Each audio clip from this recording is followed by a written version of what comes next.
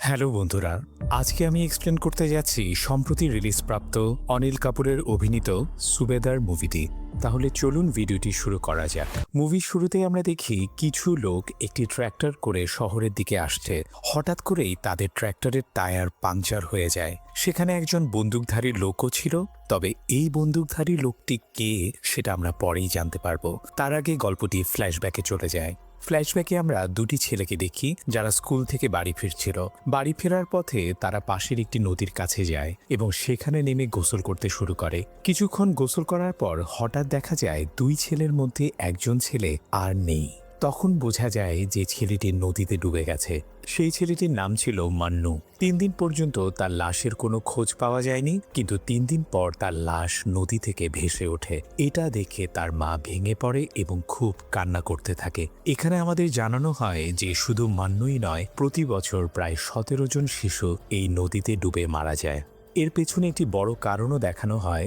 শহরের কিছু প্রভাবশালী লোক এই নদী থেকে বালু তোলার কাজ করে, ফলে নদী দিন দিন আরও গভীর হয়ে যাচ্ছে, আর সেই কারণেই অনেক শিশু ডুবে মারা যাচ্ছে। এই বালু তোলার কাজটি করে সফটি ভাই নামের একজন। এদিকে আবার নদীতে আরেকটি দুর্ঘটনা ঘটে গেছে, তাই সফটি ভাই চান যেন এই ঘটনাটা যত তাড়াতাড়ি সম্ভব চাপা পড়ে যায়। কিন্তু মান্নুর পরিবার এভাবে বিষয়টি মিটিয়ে ফেলতে রাজি নয়। তারা ন্যায় বিচারের দাবি জানায় এবং জোরে প্রতিবাদ শুরু করে। এরপর আমাদের প্রিন্স নামের একটি ছেলেকে দেখানো হয়, যার আজ জন্মদিন। সফটি ভাই আসলে প্রিন্সদের জন্যই কাজ করে, আর এদের সবার নেত্রী হচ্ছে বাবলিদি, যিনি প্রিন্সের আপন বড় বোন। তবে বর্তমানে বাবলি দিদি জেলে আছে। কিছুক্ষণ পর সফটি ভাই এসে প্রিন্সকে সব ঘটনা জানায়। সে বলে যে খনিতে একটি দুর্ঘটনা ঘটেছে, যার কারণে সেখানে কাজ করার লোকজন ধর্মঘট শুরু করেছে। অন্যদিকে মান্নুর পরিবার সংবাদ মাধ্যমকে সবকিছু জানাচ্ছে। তারা বলছে এই লোকেরা নদী থেকে প্রচুর বালু তোলে, যার কারণে নদী গভীর হয়ে যাচ্ছে এবং প্রায়ই এমন দুর্ঘটনা ঘটছে। আর বাবলি দিদি এখন জেলে আছে, কারণ সে 3 জন মানুষকে খুন করেছিল। এর কিছুক্ষণ পর প্রিন্স সেখানে এসে পৌঁছে যায়, আর তার সঙ্গে সফটি ভাইও ছিল। হঠাৎ করেই প্রিন্স সবার সামনে মান্নুর মামাকে পিস্তল দিয়ে গুলি করে হত্যা করে। এই ঘটনা দেখে মান্নুর মা একেবারে হতবাক হয়ে যায়। প্রিন্স তখন মান্নুর মা এবং তার বোনকেও মারতে চাইছিল, কিন্তু সফটি ভাই তাকে থামিয়ে দেয়। এরপর মান্নুর মামার মৃতদেহটি দাফন করা হয়। এরপর গল্পে আমরা দেখি সুবেদার অর্জুন মোর্জাকে। তিনি একজন অবসরপ্রাপ্ত সৈনিক। এখন তিনি তার মেয়ে সামাকে নিয়ে নিজের শহরে এসে থাকতে শুরু করেছেন। আগে এখানেই তার স্ত্রীও থাকতেন, আর এই শহরেই বাবলিদিরও বসবাস ছিল। এখানে আরও জানানো হয় যে অর্জুন মোর্জার স্ত্রী 3 মাস আগে মারা গেছেন, আর সামা কোনো কারণে তার বাবার উপর রাগ করে আছে। সম্প্রতি অর্জুন একটি লাল রঙের জিপ কিনেছে, কারণ এটা ছিল তার স্ত্রীর শেষ ইচ্ছা। তিনি চেয়েছিলেন তার স্বামীকে একটি লাল জিপ কিনে দিতে। অর্জুনের স্ত্রীর একটি আচার বানানোর ব্যবসা ছিল, আর সেই ব্যবসার টাকা দিয়েই এই লাল জিপটি কেনা হয়েছে। তবে আমরা এটাও দেখি যে অর্জুন আর সামার সম্পর্ক খুব একটা ভালো নয়। তারা একে অপরের সাথে খুবই কম কথা বলে। এরপর অর্জুন একটি ব্যাংকে যায়। সেখানে তার স্ত্রীর একটি অ্যাকাউন্ট ছিল, সেটি বন্ধ করতে এবং সব টাকা তুলে নিতে সে এসেছে। ব্যাংকে গিয়ে এক কর্মকর্তা তাকে বলে যে এর জন্য একটি ফর্ম পূরণ করতে হবে, কিন্তু অর্জুন বলে সে ইতিমধ্যেই 3 বার এই ফর্ম পূরণ করে জমা দিয়েছে, তবু এখনো তার কাজ হয়নি। তখন সেই কর্মকর্তা বলে এটা সরকারি কাজ, তাই সময় লাগতেই পারে। তাই তাকে আবারও ফর্মটি পূরণ করতে বলা হয় এবং আশ্বাস দেওয়া হয় যে এবার কাজটি করে দেওয়া হবে। এরপর আমরা অর্জুনের বন্ধু প্রভাকরকে দেখি। যেহেতু অর্জুন এখন শহরে থাকতে শুরু করেছে, তাই তার একটা কাজও দরকার। তাই প্রভাকর তার জন্য কাজ খুঁজছিল। প্রভাকর বলে একজন অবসরপ্রাপ্ত সৈনিকের জন্য শহরে বডিগার্ড বা সিকিউরিটির কাজ সবচেয়ে ভালো হতে পারে। তাই সে অর্জুনকে সরাসরি সফটি ভাইয়ের কাছে নিয়ে যায়। প্রভাকর বলে যদি কোথাও ভালো কাজ পাওয়া যায় তাহলে সেটা এখানেই পাওয়া যাবে এবং ভালো টাকাও পাওয়া যাবে। তবে তার আগে সে অর্জুনকে এই লোকদের সম্পর্কে সবকিছু বলে দেয়। সে বলে নদী থেকে যে বালু তোলা হয়, সফটি ভাইয়ের লোকেরা সেটা সারা দেশে বিক্রি করে, আর এই ব্যবসা থেকে তারা প্রতিদিন প্রায় 70 থেকে 75 লাখ টাকা আয় করে। এত টাকা আমরা স্বপ্নেও কল্পনা করতে পারি না। তবে তাদের সাথে কাজ করার একটা শর্ত আছে, তোমাকে সবসময় ঠান্ডা মাথা রাখতে হবে। এরপর সফটি ভাইয়ের সঙ্গে অর্জুনের দেখা হয়। সফটি ভাই বলে এর আগে অনেক সুবেদার আর মেজর এখানে কাজ করতে এসেছে, কিন্তু কেউই বেশি দিন টিকতে পারেনি। তখন প্রভাকর সফটি ভাইকে বলে একবার অর্জুনকে সুযোগ দিয়ে দেখুন, কারণ সে অন্য সবার থেকে একদম আলাদা। কিছুক্ষণ পর সেখানে প্রিন্স এসে পৌঁছে। আসতেই সে মান্নুর মা আর তার ছোট বাচ্চাটিকে খুব খারাপভাবে মারধর করতে শুরু করে। এটা দেখে অর্জুনের একদমই ভালো লাগে না। সে তো মন্নুর মাকে বাঁচাতে এগিয়ে যাচ্ছিল, কিন্তু তখনই প্রভাকর তাকে থামিয়ে দেয় এবং বলে এসব ব্যাপারে তাকে কোনোভাবেই হস্তক্ষেপ করা যাবে না, সবসময় তাকে শান্ত থাকতে হবে। এদিকে প্রিন্সের নজর পড়ে অর্জুনের লাল রঙের জিপটার উপর, কিন্তু অর্জুন কোনো অবস্থাতেই সেই জিপ দিতে চায় না, কারণ এই জিপটাই তার স্ত্রীর শেষ স্মৃতি। শেষ পর্যন্ত অর্জুন কাজ পেয়ে যায়। এখন থেকে সে এখানে তাদের বডিগার্ড এবং ড্রাইভার হিসেবে কাজ করবে। এরপর সামার কলেজের একটি দৃশ্য দেখানো হয়। সেখানে আমরা রণবীর নামের একটি ছেলেকে দেখি, যে সামাকে অশ্লীল ভিডিও পাঠায়। এতে সামা খুব বিরক্ত হয়ে যায়, তাই সে একটি ভিডিও রেকর্ড করে যেখানে রণবীরের সব কুকর্মের কথা বলে দেয়। এমনকি সে এটাও বলে যে খুব শিগগিরই এই ভিডিওটি সে সোশ্যাল মিডিয়ায় আপলোড করবে। এরপর আমরা দেখি প্রিন্স এবং তার লোকজন একটি গাড়িতে কোথাও যাচ্ছে, আর সেই গাড়িটি চালাচ্ছিল অর্জুন। কিন্তু প্রিন্সের বিহেভিয়ার অর্জুনের মোটেও ভালো লাগছিল না, কারণ প্রিন্স কাউকেই সম্মান করে না, এমনকি সে অর্জুনকেও খারাপ কথা বলছিল। অর্জুন গাড়ি একটু ধীরে চালাচ্ছিল বলে প্রিন্স নিজেই গাড়ি চালাতে শুরু করে এবং তাকে শেখাতে থাকে যে কিভাবে আসলে গাড়ি চালাতে হয়। এরপর প্রিন্স অর্জুনকে বলে তার জন্য তামাকের গুটকা বানিয়ে দিতে। তখন অর্জুনের ভীষণ রাগ হচ্ছিল, তার মনে হচ্ছিল এখানেই প্রিন্সকে সে মেরে ফেলবে, কিন্তু সে নিজের রাগ নিয়ন্ত্রণ করে রাখে। এরপর আমরা বাবলি দিদিকে দেখি, যিনি 3টি খুনের মামলায় জেলের ভিতরে আছেন। এখন পর্যন্ত তিনি জামিন পাননি। বাবলি দিদি চান যত দ্রুত সম্ভব যেন তার জামিন হয়ে যায়, তাই সেখানে সফটি ভাই, প্রিন্স এবং তাদের আইনজীবী সবাই উপস্থিত ছিল। তখন আইনজীবী বলে সম্প্রতি প্রিন্স যে লোকটাকে মেরেছে সেই ঘটনায়ও একই পিস্তল সে ব্যবহার করেছে, তাই বাবলি দিদির জামিন পেতে হয়তো একটু দেরি হতে পারে। এতে বাবলি ক্ষেপে যায় তার ভাই প্রিন্সের উপর। অন্যদিকে অর্জুন চায় তার মেয়ে সামা যেন তার সাথে ভালোভাবে কথা বলে, কিন্তু সামা একদমই তার সাথে ঠিকমতো কথা বলে না। এরপর অর্জুন আবার ব্যাংকে যায়। ব্যাংকে গিয়ে সে তার জিপটা সামনে এক জায়গায় পার্ক করে। ঠিক তখনই সেখানে প্রিন্স এবং তার লোকজন আসে। তারা অর্জুনকে বলে এই জায়গায় তারা তাদের গাড়ি পার্ক করে, তাই সে যেন তার জিপটা সরিয়ে দেয়। কিন্তু অর্জুন বলে সে আগে এখানে জিপ পার্ক করেছে, তাই সে জিপ সরাবে না। এটা সরকারি রাস্তা, এখানে কারো ব্যক্তিগত অধিকার নেই। এরপর অর্জুন ব্যাংকের ভিতর চলে যায়, কিন্তু ভেতরে গিয়ে তার মনে হচ্ছিল যে তার জিপের সাথে নিশ্চয়ই বাইরে কিছু একটা গন্ডগোল করা হচ্ছে। এরপর সে সেই অফিসারের সাথে দেখা করে আবার অ্যাকাউন্ট বন্ধ করার কথা বলে, কিন্তু সেই অফিসার সবসময় মানুষের উপর রেগে থাকে। কথা বলতে বলতেই হঠাৎ তার ফর্মের উপর চাপ পড়ে যায়। তখন অফিসার আবার অর্জুনকে নতুন করে ফর্ম পূরণ করতে বলে এবং আগের মতোই তাকে আগামীকাল আসতে বলে। এতে অর্জুনের রাগ উঠছিল, কিন্তু তবুও সে কিছু না বলে সেখান থেকে চলে যায়। বাইরে এসে অর্জুন তার জিপের কাছে পৌঁছায়। তখন সে দেখে তার গাড়ির সাথে অনেক ভাঙচুর করা হয়েছে, এমনকি কেউ তার সিটের উপর প্রস্রাবও করেছে। এই সব কাজ আসলে প্রিন্সই করেছে, আর প্রিন্সের কিছু লোক তখন সেখানেই দাঁড়িয়েছিল। অর্জুন তাদের সাথে কথা বলতে শুরু করে। কথার মধ্যেই হঠাৎ তাদের মধ্যে ভয়ঙ্কর মারামারি শুরু হয়ে যায়। অর্জুন তখন খুবই নির্মমভাবে তাদের মারতে শুরু করে। এই খবর যখন প্রিন্স জানতে পারে, তখন সে সঙ্গে সঙ্গে সেখানে চলে আসে। তার হাতে একটা বন্দুকও ছিল, কিন্তু তাতেও অর্জুনের কোনো ভয় হয়নি। সে মুহূর্তেই প্রিন্সের হাত থেকে বন্দুকটা ছিনিয়ে নেয় এবং তাকেও খুব নির্মমভাবে মারতে শুরু করে। এরপর অর্জুন প্রিন্সকে টেনে হিঁচড়ে তার জিপের কাছে নিয়ে যায় এবং তাকে বলে নিজের কাপড় খুলে তার জিপ পরিষ্কার করতে। প্রিন্সের সব কাপড় খুলে তাকে দিয়ে জিপ পরিষ্কার করানো হয়। আশেপাশে অনেক মানুষ তখন এই দৃশ্যের ভিডিও বানাচ্ছিল। প্রিন্স তখন অর্জুনকে বলে তুই ঠিক করিসনি, আমরা আবার ফিরে আসব।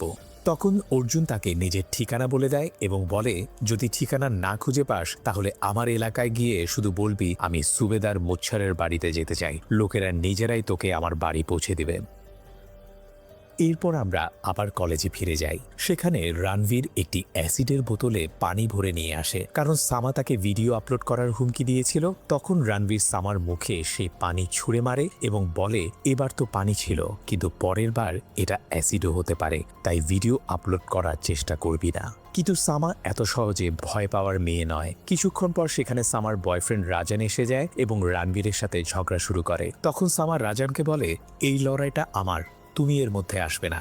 অন্যদিকে সফটি ভাই প্রিন্সের সাথে দেখা করতে আসে। প্রিন্স তার সাথে ঘটে যাওয়া সব ঘটনা তাকে খুলে বলে। তারপর প্রিন্স রেগে গিয়ে বলে আমি তাকে বেঁচে থাকতে দেব না। তখন সফটি ভাই প্রিন্সকে বলে যে আপাতত কোনো ঝামেলা করা যাবে না, যদি এখন কিছু করা হয় তাহলে বাবলি দিদির জামিন পেতে আরো দেরি হয়ে যেতে পারে। ঠিক তখনই প্রিন্স লক্ষ্য করে যে একজন বয়স্ক লোক তাকে দেখে হাসছিল।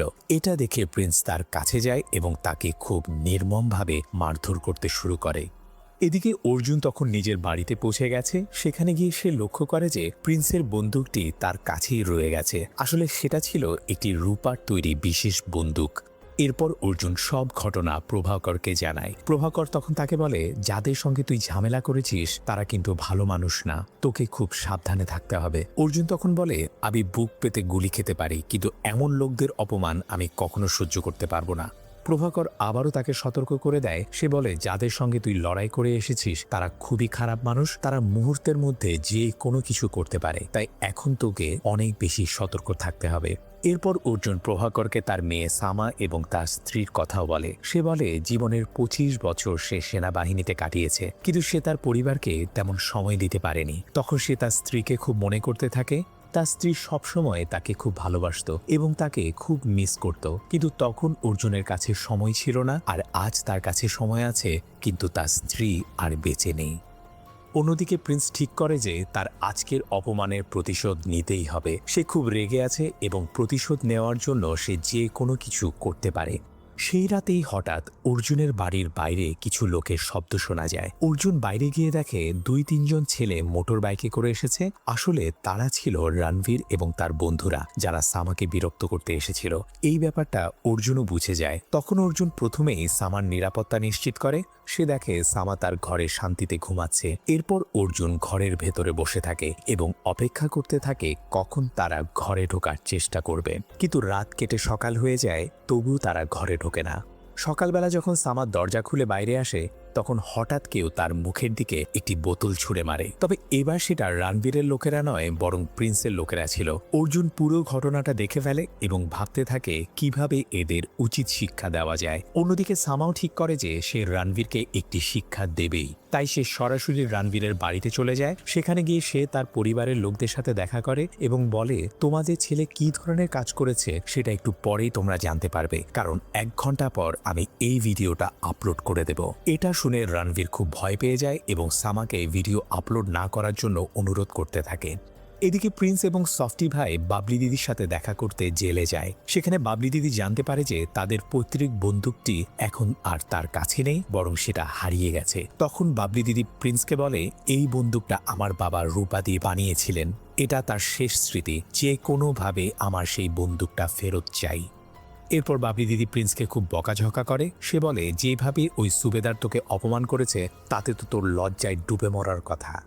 এরপর আমরা দেখি প্রভাকর এবং অর্জুন পুলিশ স্টেশনে যায়। তারা সফটি ভাই এবং প্রিন্সের বিরুদ্ধে এফআইআর করতে চায়, কিন্তু পুলিশ তাদের বলে এখানে প্রায়ই এমন ঘটনা ঘটে, আমরা কোনো এফআইআর করিনি আর চাইও না তোমরাও করো। তোমরা যদি নিজেরাই মিটমাট করে নাও তাহলেই ভালো হবে, না হলে পরিস্থিতি আরো খারাপ হয়ে যেতে পারে। তখন প্রভাকর অর্জুনকে বলে আমি তোকে আগেই বলেছিলাম পুলিশ এখানে কিছুই করতে পারবে না, কারণ বাবলি দিদি আর সফটি ভাই খুব বড় প্রভাবশালী মানুষ, তাদের বিরুদ্ধে কেউ কিছু করতে পারে না।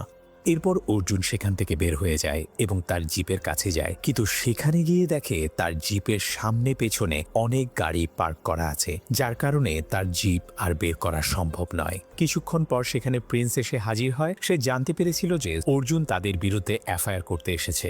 তখন সে অর্জুনের কাছে তার বন্দুক ফেরত চায়, কিন্তু অর্জুন বলে সেই বন্দুক কোথায় আছে তা সে জানে না। এটা শুনে প্রিন্স এবং তার লোকেরা অর্জুনের জিপের খুব খারাপ অবস্থা করে দেয়।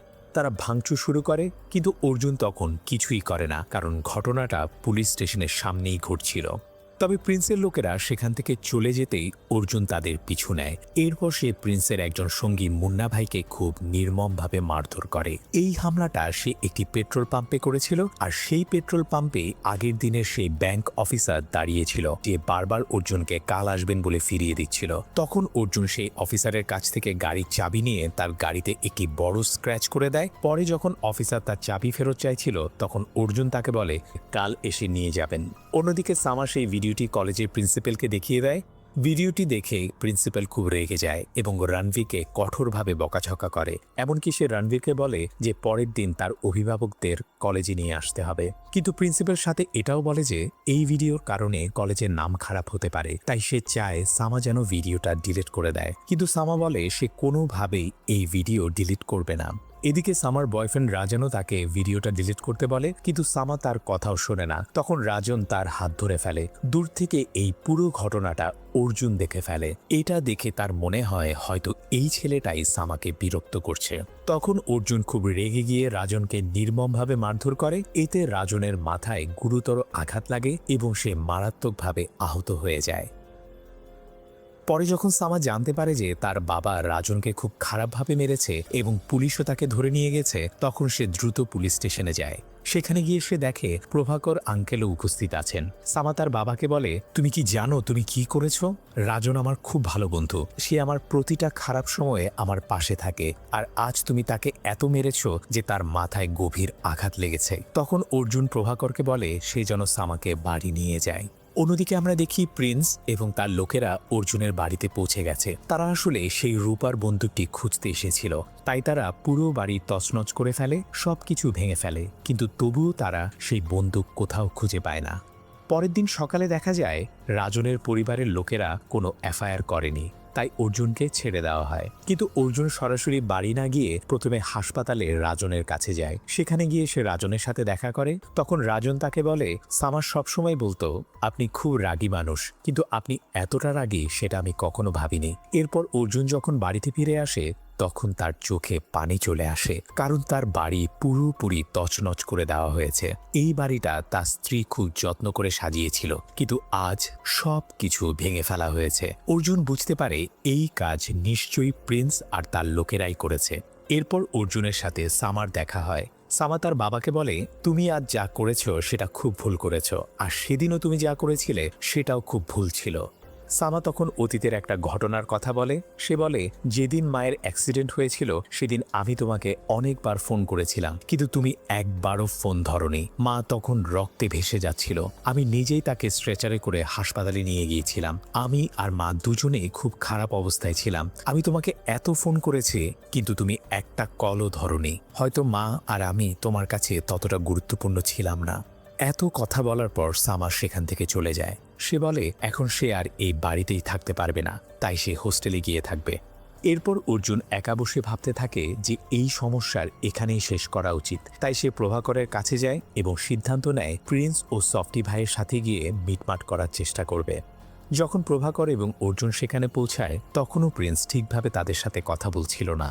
এদিকে ভিডিও কলে বাবলি দিদিও ছিল, সেও চায় এই ঝামেলা এখানেই শেষ হয়ে যাক। বাবলি দিদি বলে যদি সেই রূপার বন্দুকটা অর্জুন ফিরিয়ে দেয় তাহলে সব ঝামেলা এখানেই শেষ হয়ে যাবে, কিন্তু আসলে সেই বন্দুক অর্জুনের কাছেই নেই। তখন প্রিন্স এবং বাবলি দিদি বলে যদি বন্দুক না থাকে তাহলে অর্জুনকে প্রিন্সের কাছে ক্ষমা চাইতে হবে। কিন্তু অর্জুন বলে ভুল তো আমার ছিল না, শুরুটা তুই করেছিস, তাই দোষ তোর। তখন প্রিন্স বলে যদি তুই ক্ষমা না চাস তাহলে আমি তোর মুখের উপর প্রস্রাব করব। এই কথা শুনে অর্জুন ভীষণ রেগে যায় এবং সবাইকে নির্মমভাবে মারতে শুরু করে। সে তাদের বন্দুকও ছিনিয়ে নেয়। তখন সবাই একরকম আত্মসমর্পণ করে ফেলে। কিন্তু যখন অর্জুন এবং প্রভাকর সেখান থেকে চলে যাচ্ছিল তখন হঠাৎ প্রিন্সের লোকেরা আবার তাদের উপর আক্রমণ করে। এবার অর্জুন একে একে সবাইকে মারতে থাকে। সেখানে দেখা যায় মান্নুর মা এবং তার বোনকে প্রিন্স বন্দি করে রেখেছিল। তখন অর্জুন তাদেরকেও মুক্ত করে এবং নিজের সাথে নিয়ে চলে আসে। তখন মান্নুর মা বলে আপনারা আমাদের আর কতদিন বাঁচিয়ে রাখবেন, একদিনে একদিন তো তারা আবার আমাদের কাছে পৌঁছে যাবে। এদিকে বাবলি দিদি জানতে পারে যে অর্জুন প্রিন্স এবং তার লোকদের খুব খারাপভাবে মেরেছে। আসলে মিটমাট করার আইডিয়াটা ছিল সফটি ভাইয়ের, কিন্তু এখন প্রিন্স ভীষণ রেগে গিয়ে সফটি ভাইকে মারতে শুরু করে। তখন সফটি ভাই মাটিতে পড়ে যায় এবং মারাত্মকভাবে আহত হয়। এই দৃশ্য দেখে সফটি ভাইও ভীষণ রেগে যায়, কারণ এতদিন ধরে সেই পুরো ব্যবসা সামলাচ্ছিল আর এখন প্রিন্সই তাকে মারছে। কিন্তু প্রিন্স তখন আর কিছুই শুনতে চায় না। সে বলে এখন সে সুবেদার অর্জুনকে মেরে ফেলবে, আর যারা এই ঘটনার সাথে জড়িত তাদের সবাইকে সে শেষ করে দেবে। সেই রাতে প্রভাকর এবং অর্জুন একসাথে বসেছিল। তখন অর্জুন প্রভাকরকে বলে যেদিন সামা আমাকে ফোন করেছিল সেদিন পরিস্থিতি খুব ভয়ঙ্কর ছিল। আমরা তখন একজন সন্ত্রাসীকে ধরছিলাম যে আমাদের সাথেই ছিল, আর খুব শিগগিরই সেখানে আরও অনেক সন্ত্রাসী আসার কথা ছিল। ঠিক তখনই সামার ফোন আমার কাছে এসেছিল। আমি যখন সেই ফোনটা তুলতে যাচ্ছিলাম ঠিক তার আগেই হঠাৎ আমাদের উপর আক্রমণ শুরু হয়ে যায়। চারদিকে ভয়ঙ্কর গুলিবর্ষণ চলতে থাকে। সেই বিশৃঙ্খলার মধ্যে আমার মোবাইল ফোনটাও মাটিতে পড়ে যায়, তাই আমি সামার ফোনটা ধরতে পারিনি। আর সেই পরিস্থিতিতে হয়তো আমি ফোন ধরতেও পারতাম না। পরে অর্জুন প্রভাকরকে বলে যে এখন সে সবকিছু ঠিক করতে চায়। সে তার মেয়ের সাথে দেখা করতে চায় এবং তাকে পুরো ঘটনাটা খুলে বলতে চায়। অর্জুন তখন সামাকে ফোন করে, কিন্তু সামা ফোনটা ধরছিল না। তাই সে সরাসরি সামার সাথে দেখা করার জন্য হোস্টেলের কাছে চলে যায়। অন্যদিকে সামারও মনে হচ্ছিল যে তারও হয়তো তার বাবাকে এত কঠিন বলা ঠিক হয়নি, তাই সেও নিচে নেমে আসে। কিন্তু যখন সে তার বাবার দিকে এগিয়ে যাচ্ছিল তখন হঠাৎ এক মহিলা এসে তাকে জোর করে তুলে নিয়ে যায়। আসলে তারা ছিল রণবীরের লোকজন, যারা সামাকে কিডন্যাপ করে নিয়ে যায়। তবে অর্জুন প্রথমে মনে করেছিল এই কাজটা হয়তো প্রিন্স করেছে। কিছুক্ষণ পর সত্যি প্রিন্সের লোকেরাও সেখানে এসে পৌঁছে যায় এবং তারা অর্জুনের উপর হামলা চালায়। সেই আক্রমণে অর্জুনের পায়ে আঘাত লাগে এবং সে গুরুতরভাবে আহত হয়ে পড়ে। এদিকে রণবীর এবং তার বন্ধুরা সামাকে একটি নির্জন জায়গায় নিয়ে যায়। তারা এমন একটি ভিডিও বানানোর পরিকল্পনা করছিল যাতে সামা আর কোথাও মুখ দেখাতে না পারে। ফলে একদিকে সামা বড় বিপদের মধ্যে পড়ে যায় আর অন্যদিকে অর্জুনও মারাত্মক সমস্যায় পড়ে যায়, কারণ প্রিন্সের লোকেরা তাকে বেঁধে রেখেছিল। অর্জুন তখন ভাবছিল যে সামাকে কিডন্যাপ করেছে প্রিন্সই, তাই সে প্রিন্সকে বারবার সামার ব্যাপারে জিজ্ঞাসা করছিল। কিন্তু প্রিন্স সত্যিই সামার বিষয়ে কিছুই জানত না, বরং সে বারবার অর্জুনকে সেই রূপার বন্দুক সম্পর্কে জিজ্ঞাসা করছিল। কিন্তু সত্যি সেই বন্দুকের ব্যাপারে অর্জুনের কোনো ধারণাই ছিল না। অন্যদিকে সামা সাহস করে সেই চারজন ছেলের সাথে লড়াই করে এবং সেখান থেকে পালিয়ে যেতে সক্ষম হয়। চারজন ছেলেই তখন তার পিছু নেয়। দৌড়াতে দৌড়াতে সামা সেই ভ্যানের কাছে পৌঁছে যায় যেখানে তার ব্যাগ রাখা ছিল। ব্যাগ থেকে সে একটি বন্দুক বের করে, আর সেটাই ছিল সেই রূপার বন্দুক যেটা প্রিন্স এবং তার লোকেরা এতক্ষণ ধরে খুঁজছিল। বন্দুক দেখে রণবীর এবং তার বন্ধুরা ভয় পেয়ে আত্মসমর্পণ করে। সামা এরপর তাদের কাপড় খুলে দিয়ে সেখান থেকে তাড়িয়ে দেয়। এইভাবে সামা শেষ পর্যন্ত নিজেকে বাঁচাতে সক্ষম হয়। এরপর দেখা যায় সফটি ভাই জেলে বাবলি দিদির সাথে দেখা করতে যায়। বাবলি দিদি তাকে বলে যে যাই ঘটুক না কেন বিষয়টা যত দ্রুত সম্ভব মিটিয়ে ফেলতে হবে। সে বলে তার বাবা তাকে শুধু একটা কথাই শিখিয়েছিলেন, ভয় যদি শেষ হয়ে যায় তাহলে খেলাও শেষ। তখন সফটি ভাই বলে আগে তার ভাই প্রিন্সকে সামলাতে হবে, কারণ সে এখন নিয়ন্ত্রণহীন হয়ে ঘুরে বেড়াচ্ছে। যদি তাকে থামানো না হয় তাহলে পরিস্থিতি আরও খারাপ হয়ে যাবে। কিন্তু বাবলি দিদি উল্টো সফটি ভাইয়ের উপরই চিৎকার করতে থাকে। এতে সফটি ভাইও রেগে যায় এবং সে বাবলিকে বলে দেয় যে সে গুন্ডাগিরি ছেড়েছে ঠিকই, কিন্তু ভুলে যায়নি। সে সতর্ক করে বলে যদি একসাথে থাকতে হয় তাহলে নিয়ম মেনে চলতে হবে, নইলে সেও খারাপ কিছু করতে পারে। এই জেলেই ফাতিমা নামে একটি মেয়ে থাকে যে আসলে সফটি ভাইয়ের বোন। সে জেলের ভেতরে বাবলি দিদির দেখাশোনা করে।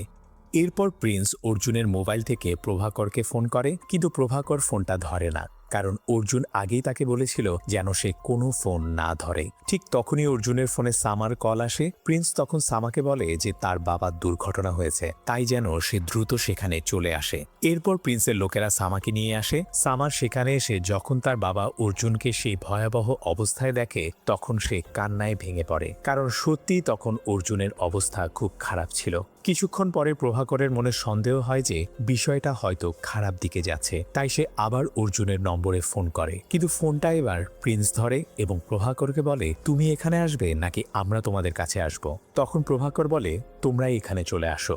এরপর প্রিন্স তার সব গুন্ডাদের নিয়ে সেই জায়গায় পৌঁছে যায় যেখানে প্রভাকর এবং মান্নুর মা উপস্থিত ছিলেন। সেখানে অর্জুন ও সামা নিজেদের মধ্যে কথা বলতে থাকে। তারা বলে হয়তো তাদের মা দাদির খুব ভালোবাসতেন বলেই এখন তাদের নিজের কাছে ডেকে নিতে চাইছেন।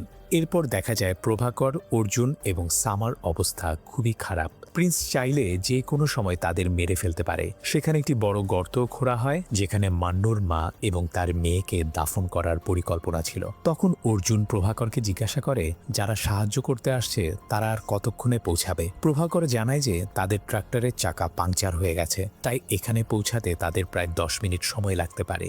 10 মিনিটের কথা শুনেই অর্জুন সামনে এগিয়ে যেতে শুরু করে আর সামাও তার পেছন পেছন হাঁটতে থাকে। কিন্তু ঠিক তখনই প্রিন্স ভীষণ রেগে যায় এবং সে সেখানে প্রভাকরকে গুলি করে মেরে ফেলে। এই দৃশ্য দেখে অর্জুন ও সামা দুজনেই স্তব্ধ হয়ে যায়। তবু অর্জুন থামে না, সে সামনে এগিয়ে যেতে থাকে কারণ তাকে একটু সময় বের করতে হবে।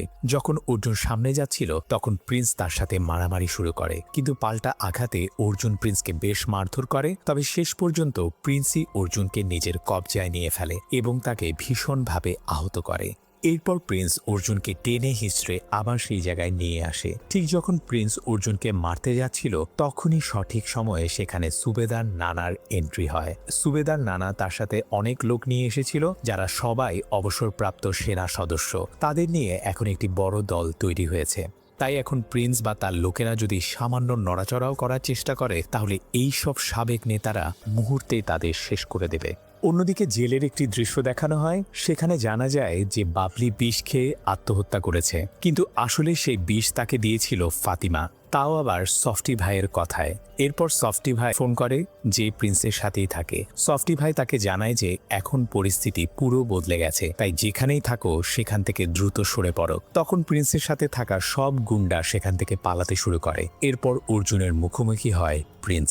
অর্জুন তাকে বলে, তোদের মতো মানুষ আমরা কখনোই হতে পারবো না। এরপর মান্নুর মা অর্থাৎ রঞ্জু দেবী এসে প্রিন্সকে জোরে একটা চড় মারে এবং শেষে তাকে ঠিক সেইভাবে মাটিতে পুঁতে ফেলা হয় যেভাবে মান্নুর মামাকে দাফন করা হয়েছিল। মুভির একদম শেষ দৃশ্যে দেখা যায় সফটি ভাই সুবেদার অর্জুনের বাড়িতে পৌঁছে যায় এবং তার বাড়ির ভেতরে একটি পেট্রোল বোমা ছুড়ে দেয়। তখন বলা হয় এটা কোনো শেষ নয়, বরং এক নতুন শুরুর ইঙ্গিত, কারণ সামনে সুবেদার অর্জুনকে সফটি ভাই এবং তার গ্যাংয়ের বিরুদ্ধে আরও বড় লড়াই করতে হবে। আর এখানেই সিনেমাটি শেষ হয়ে যায়। তো বন্ধুরা, এই ছিল সম্পূর্ণ মুভির এক্সপ্লেনেশন। আশা করি মুভির গল্পটি আপনাদের ভালো লেগেছে। যদি আমার এক্সপ্লেনেশন আপনাদের ভালো লেগে থাকে তাহলে প্লিজ ভিডিওটি লাইক এবং শেয়ার করে দিন এবং আমাদের চ্যানেলটি সাবস্ক্রাইব করে আমাদের সাথেই থাকুন। ধন্যবাদ।